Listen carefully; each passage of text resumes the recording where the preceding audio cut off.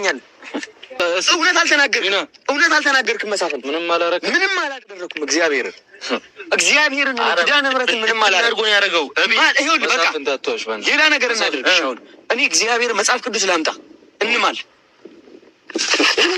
አስባችሁታል? ዊና ዓርብ ሮብ አይጾምም ይበላል፣ ጾም አይጾምም አምሽቶ ነው የሚገባው ብሎ እንደዚህ ለብሩኬ ሲነግረው ማለት ነው። ብሩኬና እንትን ይተዋወቃሉ፣ ይተማመናሉ፣ ያውቀዋል፣ በጣም ያውቀዋል። ምክንያቱም አብሮ ያደጉ ስለሆነ ማለት ነው። እና አንደኛ የተሳካለት ልጁ ቻና ስለሌለው ነው እንጂ ስልኩ ይታያል፣ ቮይስ እንደያዘ ያስታውቃል። እና ተሳክቶለታል። ያው ቻናሉ አዲስ እንደሌለው ስለሚያውቁ ነው። እና ዊና አይደለም እንደዚህ ፕራንክ ተደርጎ ማለት ነው። ዝም ብሎ ፕራንክ ሲያደርጉት በጣም ነው የሚናደደው፣ በጣም ሆት ነው የሚሆነው።